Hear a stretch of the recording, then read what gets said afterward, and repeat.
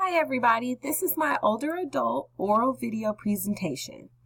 I chose to pick my interviewee from work. So she's a co-worker.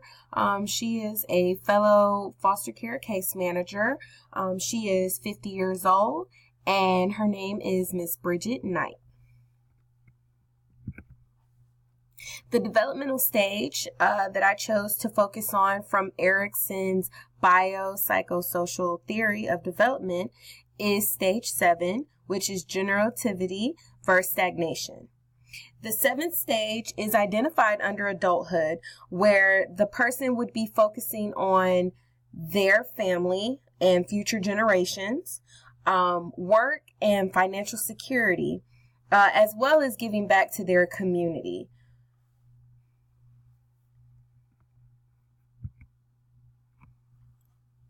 Concerning Erikson's 7th stage, Ms. Knight had issues with her idea of perfection and not being able to have a tangible idea of what perfection is, kind of put her in a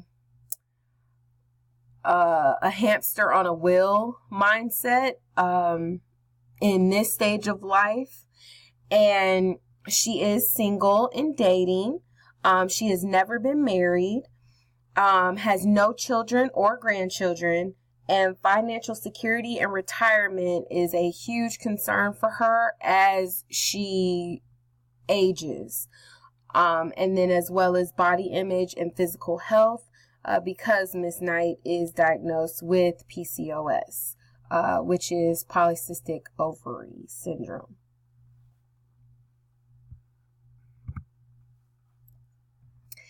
Ms. Knight's successes in the 7th stage have been honing in on a hobby that turned into a business. She is an event planner, and it has been a lucrative business for her. And it's a business venture that she would like to continue on in retirement. She was able to find out more about herself and her non-negotiables, and then as well as going against the grain, because I know that, there's the saying where once a person can't teach an old dog new tricks. A lot of older people are very set in their ways, and, especially the younger generation, our way of thinking sometimes baffles them. But she's very open-minded. As well as positive, and I can say that just from seeing how she is in the office. And she has stated that she has become very honest with herself in this stage of life.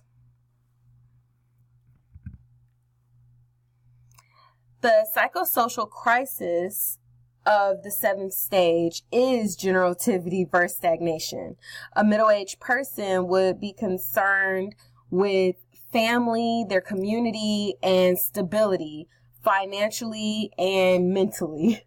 And if so, they would transcend into the next stage of life, which would be stage 8 for Erikson's theory, the aging years. But if not, they would become stagnant in this stage and perceived as self-absorbed or narcissistic. For Ms. Knight, there was a lot of conversation in our interview as far as had she successfully found the resolution for this stage. She was kind of on the fence of yes and no. She found things that made her happy. She was able to be more honest with herself, but at the same time, she felt that she did have some selfish ways about herself, because, she doesn't have kids, she's not married, but she's now comfortable with that, because she has a lifestyle that she's accustomed to, and she knows that if a husband was to come into play, or kids for that matter were to come into play, it would kind of change that whole dynamic for her. And at this point, she doesn't think that is what she would want because she's so used to how things have been for a while. She has hobbies that she enjoys. She scrapbooks. She, like I said previously, she has her event planning. And she also takes care of her aging mother. And these are tasks and hobbies that give her a sense of family and community as well as pride.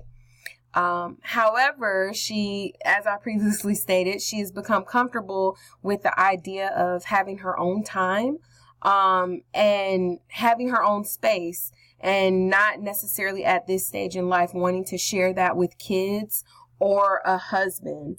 I know that she would definitely like to still get married, but as far as the kids, she doesn't feel that that would ideally be something she would be interested in at 50 years old, biologically or otherwise.